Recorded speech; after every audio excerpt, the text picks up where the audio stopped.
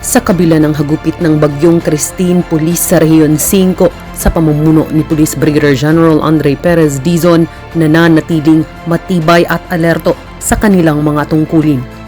Seguridad sa Undas 2024, mas pinagtibay ng ating kapulisan sa Pro 5, iba't ibang stratehiya ipinatupad upang maiwasan ang ilang krimeng kaakibat ng malakihang selebrasyon. At kampanya kontra terorismo, kriminalidad, iligal na droga at ang pag-aresto sa mga most wanted persons nananatiling prioridad ng ating kasurugkaps. Sama-sama nating tunghayan ang isa na namang pahina ng transparent service ng ating Game Changer General. Ito ang ika-46 na linggo ng Weekline. Noong linggo, ika-27 ng Oktubre, bagamat hindi pa masyadong nakakabangon ang buong rehiyon mula sa hagupit ng bagyong Christine at sa sunod-sunod na sama ng panahon, hindi pa rin nagpapatinag ang bicycle patrol ng ating Game Changer General. Mas lalong pinagbuti ng ating kasurugkaps ang police presence upang masigurong sa kawalan ng mga paunahing pangangailangan. Dahil sa bagyo ay may pulis upang maging daan sa mabilis na pagtugon, lalong-lalo na pagdating sa seguridad ng komunidad. At bago magpunta sa kanyang opisina, nakibahagi muna si Police Brigadier General Dizon sa pinangunahang sagradong misa na Reverend Father Police Captain Alexander Repaso at Reverend Father Ronilo Dato sa Santo Niño Chapel ng Campo Ola. Pagkatapos ay pinagtuon ng pansin ng ating Game Changer General ang mga administratibong gawain, gayon din ang panayam ng ilang media, habang patuloy na nakamonitor sa mga nangyayaring police operations, relief and assistance ng ating mga kapulisan sa magkaiba-ibang panig ng Rehiyon 5. Kinahapunan, mas mahabang oras din muli ang isinagawang motorcycle patrol para sa kaligtasan ng mamamayan sa lungsod ng Legazpi at munisipyo ng Daraga sa Albay, lalo at rush hours. Noong Lunes, ika-28 ng Oktubre, pagkatapos ng traditional Monday flag racing kung saan ginawaran ang ilang kapulisan sa Rehiyon 5 na nagpamalas ng katangi-tanging gawa, virtually present si Police Brigadier General Dizon sa ginawang conference kaugnay ng mga naging pinsala ng severe tropical storm Christine. Pinangunahan ang nabanggit na virtual conference ni Police Major General Edgar Alan O. Okubo, ang PNP Acting Chief of Directorial Staff. May mga hinarap ding panayam ng media ang ating Game Changer General pagkatapos ng conference. Sinundan naman ito ng courtesy visit ng ating Game Changer General sa tanggapan ni Director Imelda F. Gatinao, ang Regional Director ng Department of Labor and Employment sa Dole 5 Building, Doña Aurora Street, Old Albay, Legazpi City. Ito'y kaugnay ng mga kailangang koordinasyon ng pulis sa Rehiyon 5 sa kanilang tanggapan. Nagtapos ang araw na ito ng ating Regional Director sa pamamagitan ng kanyang regular na motorcycle patrol sa lungsod ng Legazpi at munisipyo ng Daraga sa Albay. Martes, ika-29 ng Oktubre, pagkatapos ng maagang bicycle patrol, pinangunahan ni Police Brigadier General Dizon ang pagbibigay ng relief packs sa ating mga kapulisan sa Regional Headquarters at sa Regional Mobile Force Battalion 5 na biktima din at malaki ang naging pinsala sa kanila ng bagyong Christine. Ito ay pagmamahal ng PNP at ni Police Brigadier General Dizon sa ating mga kapwa-pulis, lalo pat nagagawa pa din ng maayos ang kanilang mga tungkulin sa kabila ng naging hagupit ng bagyo sa kanilang mga tahanan at pamilya. Pagkatapos ay pagpapatrolya naman agad sa pamamagitan ng motorcycle patrol ang ginawa ng ating Regional Director kasama ng ating mga matitikas na kasurugkaps motorcycle patrollers. Noong Miyerkules, ika-30 ng Oktubre, siksik ang naging mga kaganapan ng ating butihing Regional Director. Sinimula ng maagang bicycle patrol at sinundan ng courtesy call ni Reverend Father Police Colonel Joel B. Baralias, ang officer in charge ng Regional Chaplain Service 5 sa tanggapan ng ating Game Changer General. Pagkatapos ay buong pasasalamat at karangalan para sa ating Game Changer General ang maging bahagi ng isinagawang awarding ceremony para sa mga PNP Air Unit pilots and flight crew ng PNP Airbus H-125 helicopters, kung saan malaki ang naging partisipasyon nila sa isinagawang relief and mercy mission at sa malaking tulong nila sa mga kasurugkaps dahil sa pinsalang dulot ng Tropical Storm Christine. Ito ay ginanap sa Maringal Lounge ng Camp Brigadier General Simeon A. Ola, Legazpi City, Albay. Kasunod sa naging pangyayari ay ang naging meeting ng ating Game Changer General sa mga personal ng Regional Explosive and K9 Unit 5 kasama si Police Major Jude Nicolasora sa tanggapan ng ating Regional Director. Nagkaroon din sa araw na ito ng media briefing ang ating Game Changer General sa multipurpose building ng Pro 5 Regional Headquarters. Ito ay may kaugnayan sa mga kasalukuyan at haharapin pang operasyon ng Pulis sa Region 5, kaakibat ang mga pagsubok na hinarap ng buong rehiyon. Isa na dito ang seguridad sa komemorasyon ng Undas 2024. Kaya naman pagkatapos ng briefing, kabilang sa gampanin sa araw na ito ng ating Regional Director ay ang magsagawa ng ocular inspection sa Bicol Memorial Park Incorporated at Legazpi Public Cemetery sa Barangay Bunot, Legazpi City, Albay. Nakaalerto na rin ang lahat ng kapulisan sa buong rehiyon upang patuloy na magbantay sa lahat ng oras at matiyak ang kaligtasan ng lahat, lalo na ng mga magsisipagpunta sa mga pribado man o pampublikong sementeryo sa buong rehiyon.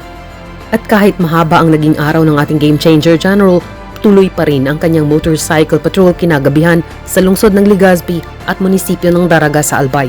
Samantala noong ika-31 ng Oktubre, alerto pa rin 24 ang kapulisan sa Pulis sa Region 5. Inumpisahan ng maagang bicycle patrol kung saan nagsagawa na rin ng ocular inspection and visit ang ating Game Changer General sa mga malalapit na sementeryo sa lungsod ng Legazpi at munisipyo ng Daraga sa Albay, pati na rin sa mga pamilihang bayan upang matiyak na maayos ang lahat bago pa man dumagsa ang tao kaugnay ng selebrasyon ng Undas 2024. Nagpatuloy ang araw sa pamamagitan ng pagpapaunlak ni Police Brigadier General Dizon sa mga exit calls ng mga augmented personnel mula sa Police Regional Office 12 at Police Regional Office 8. Lubos ang pasasalamat ng ating butihing Regional Director dahil malaki ang naging bahagi ng mga ito sa mas mabilis na recovery ng buong rehiyon mula sa pagkakasalanta. Ang nasabing exit call ay pinangunahan nila Police Major Davis V. Dulawan ng ARCAD Pro 12 at Police Lieutenant Colonel Chudolfo C. Manata III ng RLDDD ng Pro 8 sa opisina ng ating Regional Director. Pagkatapos ay nagpunta si Police Brigadier General Dizon upang makiramay sa pamilya ng pumanaw na si Commander Elmer Olia Lunas, Philippine Navy Reserve sa Barangay Busay, Daraga, Albay. Sila ay mga kaibigan natin at kaakibat sa mga pamamaraang law enforcement at iditinuturing ng ating Game Changer General na mga kaibigan lalo pagdating sa serbisyo publiko. Sumunod na kaganapan ay ang staff conference upang pag-usapan ang mga direktiba para sa pamunuan ng Pulis sa Region 5 kasama si Police Colonel Alvin R. Consolacion, ang Chief of Regional Staff sa Pro 5 Conference Room.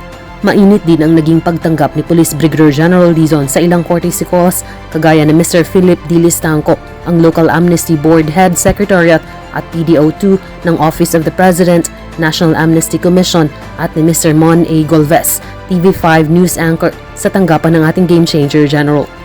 At bago nagsagawa ng motorcycle patrol kinahapunan, napagpasyahan muna ng ating Game Changer General na magsagawa ng courtesy visit kay Coast Guard Commander Ivan Enrique Roldan ng Coast Guard District Bicol sa tanggapan nito sa Rawiz, Legazpi City, Albay para sa iba pang kailangang pag-usapan tungkol sa mga kasalukuyang operasyon sa rehiyon. Noong Biyernes, unang araw ng Nobyembre, All Saints Day, maagang naghanda ang Kasurgaps Bicycle Patrollers sa pangunguna ng ating Game Changer General dahil sa inaasahang pagdagsa ng mga tao sa public and private cemeteries kaugnay ng Undas 2024. Nagsagawa din si Police Brigadier General Dizon ng inspeksyon sa Bicol Central Station, Barangay Triangulo, Naga City, Camarines Sur upang tiyakin na maayos ang mga pasaherong dumadating at umaalis kaugnay pa rin ng nabanggit na selebrasyon. Inikot at ininspeksyon na rin ni Police Brigadier General Dizon ang iba pang mga sementeryo katulad ng Eternal Gardens sa Naga City, Pili Catholic Cemetery, Nabua Catholic Cemetery, Our Garden of Faith Memorial Park at Pulangi at Pristine Memorial Gardens sa Legazpi City, Albay. Nais lamang masiguro ng ating Game Changer General na naipatupad ang lahat ng preparasyon ng Pulis sa Region 5 kaugnay ng mapayapa at maayos na selebrasyon ng Undas 2024. At kahit pagod man sa pag-iikot ang Game Changer General, hindi pa rin kinalimutan ang magsagawa ng motorcycle patrol sa lungsod ng Legazpi at Daraga sa Albay kasama ng ating maaasahang mga Kasurgaps motorcycle patrollers. At noong Sabado, ika-2 araw ng Nobyembre, mas pinahabang oras pa rin ng bicycle patrol ang isinagawa ng ating Game Changer General, lalo at inaasahan na mas maagang magpupunta ng mga sementeryo ang ilang mamamayan dahil sa All Souls Day. Binigyang oras din ni Police Brigadier General Dizon ang exit call ni Police Lieutenant Colonel Publio Mariano P. Maestrado V, former Force Commander, 2nd Albay Provincial Mobile Force Company, nang ito ay magpunta sa kanyang tanggapan. Samantala, nakibahagi din ang ating Game Changer General sa ginanap na prayer and lighting of candles for PNP fallen heroes, officiated by Reverend Father Police Colonel Joel B. Baralias, Officer in Charge ng Regional Chaplain Service 5 sa PNP Heroes Monument Camp Brigadier General Simeon A. Ola, Legazpi City, Albay. May mangilan-ngilan namang mga bisita ang pinaunlakan ng ating Game Changer General sa kanyang opisina bago magsagawa ng motorcycle patrol pagdating ng dapit hapon hanggang gabi. At sa mga operasyong naisagawa sa buong linggo mula ika-27 ng Oktubre hanggang ika-2 ng Nobyembre taong kasalukuyan. Umabot sa mahigit 6 na milyong pisong halaga ng iligal na droga ang nakumpiska ng mga operatiba ng Pulis sa Region 5 na nagresulta sa pagkakaaresto ng 21 suspects mula sa 17 ginawang operasyon. Nanguna dito ang Masbate Police Provincial Office, sinundan ng Camarines Sur Police Provincial Office at pumangatlo ang Camarines Norte Police Provincial Office. Sa kampanya kontra illegal gambling, inaresto ang 25 suspects mula sa ginawang 9 na operasyon. May 12 operasyong naisagawa naman sa kampanya kontra loose firearms kung saan 8 ang inaresto. Habang mahigit 20,000 pisong halaga ang mga kagamitang kumpiskado sa illegal na pangingisda kung saan arestado ang 3 suspects sa isang ginawang operasyon. Huli naman ang 2 suspects sa kampanya kontra illegal logging na nagresulta sa pagkakakumpiska ng mahigit 9,000 pisong halaga ng mga lumbers at flitches. Samantala, umabot sa 67 most wanted persons ang inaresto sa buong Kabikulan sa nakalipas na linggo, habang isa ang sumuko at 3 ang arestado sa mas pinagtibay na mga hakbang kontra insurhensya. Patuloy na subaybayan ang transparent service ng ating Game Changer General sa susunod na linggo. Basta't kay Police Brigadier General Andre Perez Dizon, serbisyo ay damang-dama. Serbisyo ay uunahin ka at ipapatupad ang serbisyong APD. Approachable, presentable, and dependable. Kasurug Kaps.